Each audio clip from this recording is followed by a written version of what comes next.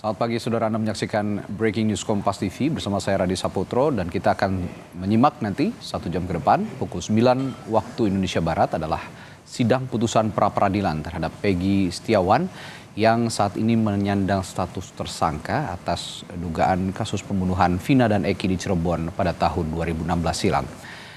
Sidang ini sendiri nanti akan berlangsung di Pengadilan Negeri Bandung dan hingga saat ini masih menantikan kehadiran dari termohon dan juga pemohon untuk sama-sama dibacakan nanti menyaksikan pembacaan putusan dari Hakim Tunggal Pra-Peradilan Eman Sulaiman. Dan saudara, untuk mengetahui bagaimana kondisi paling akhir di Pengadilan Negeri Bandung jelang putusan sidang pra-peradilan Peggy Setiawan, kita akan tanyakan langsung pada jurnalis Kompas TV Ninda Destiani di sana. Ninda, selamat pagi. Kira-kira bukti kuat yang membuat kedua belah pihak, baik pihak Peggy sebagai pemohon dan juga dari pihak Polda Jawa Barat, apa saja ya bukti-bukti yang diajukan dan bagaimana kira-kira nanti kesimpulan yang disampaikan kedua belah pihak ini akan menjadi pertimbangan hakim dalam membuat putusannya, Ninda?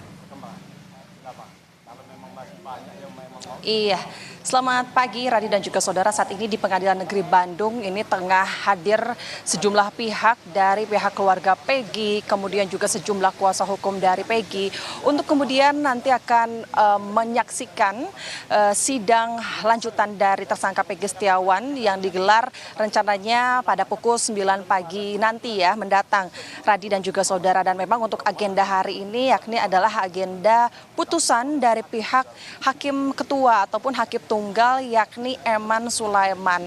Nah, nantinya kedua pihak yakni pihak pemohon maupun juga pihak termohon tentu akan hadir. Kami sudah melihat kehadiran dari keluarga Peggy, Kartini, ibu Peggy beserta adik-adiknya yang kemudian juga sejumlah kuasa hukum telah hadir di sini, dan tentu dari pihak pemohon sendiri yang mengajukan gugatan pra-peradilan ini telah memiliki sejumlah bukti kuat. Untuk kita mengetahui bukti apa yang kemudian telah dilakukan ataupun sudah dipegang oleh pihak kuasa hukum Peggy Setiawan, kita akan langsung berbincang dengan salah satu kuasa hukum dari pihak Peggy Setiawan. Telah hadir di sini bersama kami ada Bapak Mayor TNI CHK Purnawirawan Pak Marwan Iswandi. Selamat pagi Pak Marwan. Selamat pagi Mbak Nindya. Terima kasih sudah bersedia untuk berbincang bersama Kompas TV secara live di sini. Bapak, saat ini kita sudah masuk ke dalam hari H sidang putusan Pak.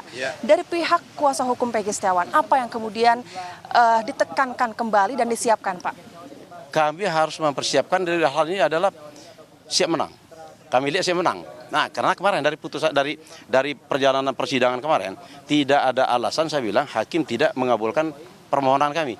Kalau melihat dari perjalanan, termasuk dari keterangan ahli, dari apa yang dilakukan penyidik yang melakukan ini kan mentersangkakan klien kami tidak sesuai dengan peraturan Kapolri. Dan dia mentersangkakan yang di DPO itu ada Peggy Peron. Sementara yang ditangkap sekarang adalah Peggy Setiawan. Makanya kami berkeyakinan menang. Berkeyakinan. Tetapi semuanya kita tidak bisa mengatakan suatu pasti. Tapi keyakinan kami lihat dari fakta hukum yang ada. Tetapi apapun namanya keputusan dari pengadilan ini, keputusan dari Hakim Tunggal Pak Eman Sulaiman, kita wajib menghormati. Kami wajib menghormati. Terjelek sekalipun kami hadapi. Itu. Jadi menurut pihak kuasa hukum sendiri, Peggy yang saat ini ditahan oleh pihak Polda Jawa Barat ini bukanlah Peggy Peron. Seperti apa Pak? Bukan, karena Peggy Peron alamatnya di Mundu, ciri-cirinya berbeda, semuanya berbeda daripada Peggy Setiawan. Peggy Setiawan alamatnya di Talun, umurnya berbeda, ciri-cirinya berbeda. Waktu kejadian perkara klien kami ada di Bandung. Makanya kami datangkan saksi fakta waktu kemarin. Nah, saksi fakta dari Polda pun tidak ada. Siapa sih yang mengatakan kalau Peggy Setiawan ada Peggy Peron? Itu kami tanya. Tapi mereka tidak menghadirkan. Itu Mbak. Bukti kuat apalagi Pak yang dimiliki oleh pihak kuasa hukum untuk kemudian harapannya dapat menggugurkan Peggy Setiawan sebagai tersangka? Tadi jelas saya bilang orangnya udah berbeda. Oke kan? Yang kedua, proses terhadap mentersangkakan klien kami tidak sesuai dengan peraturan Kapolri dan peraturan Kabareskrim. Kalau peraturan Kabareskrim atau Kapolri itu jelas. Ini kan bukan tertangkap tangan. Klien kami bukan tertangkap tangan. Tanggal 21 baru ditersangkakan.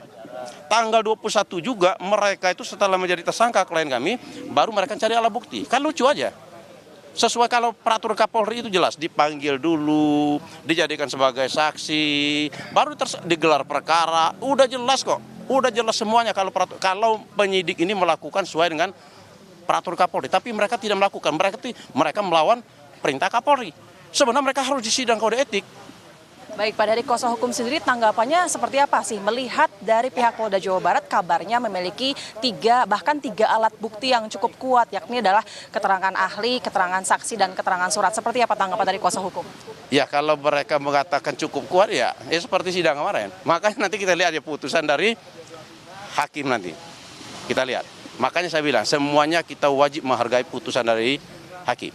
Kalau terjelek bagi kami pun ya harus kita terima. Kalaupun akhirnya nanti sidang gugatan ini tidak dikabulkan oleh hakim, kemudian dari pihak kuasa hukum seperti apa? Kita siap menghadapi, harus siap. Siap untuk melakukan sidang perkara. Itu. Bapak, ini sekali lagi, mungkin ini dari pihak Polda Jabar kemarin pada saat sidang disampaikan bahwa track record Peggy Setiawan ini disebutkan bahwa pernah memiliki kasus, kemudian juga dari segi kendaraannya tidak memiliki surat-surat. Seperti apa tanggapan dari kuasa hukum? Itu namanya mengada-ada, Mas. Mengada-ada, Mbak. Kalau dia bilang yang kasus itu mungkin kasus narkoba, dikatakan narkoba kan dibebaskan, enggak kok. Tidak terbukti kok, enggak sampai di persidangan kok. Kalau nggak salah, tidak sampai di persidangan kok. Enggak benar ya. Kalau disangkut-sangkut enggak ada. Yang kita ini fokus kepada pokok kasus pembunuhan Eki dan Vina. Nggak usah kita sampai apa yang lain-lain itu nggak menurut saya nggak ada relevan. Makanya mereka pun waktu bertanya waktu waktu persidangan itu kan menanya masalah posisi tidur segala macam. Itu kan dari kuasa hukum Polda. Posisi tidur segala macam kan nggak ada hubungan sama perkara. Lucu bagi kami, lucu aja. Iya. Baik, terima kasih Pak Marwan Iswandi telah bersedia untuk berbincang bersama kami Kompas TV. Selamat bertugas kembali Pak Marwan. Itu dia saudara, tadi memang beberapa poin-poin yang disampaikan oleh pihak kuasa hukum Peggy Setiawan.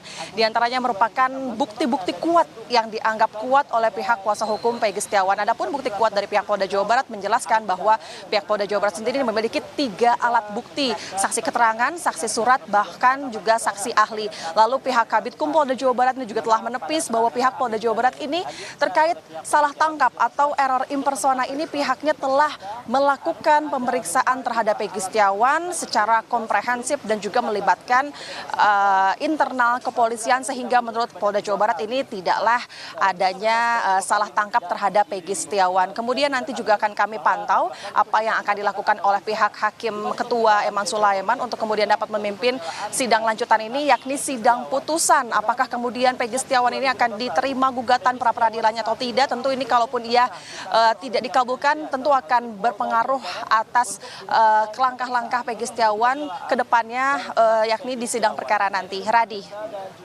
Alis Kompas TV Ninda Destiani dari Pengadilan Negeri Bandung. Nanti kami akan perbaharui lagi informasi dari Anda di sana. Ninda, terima kasih.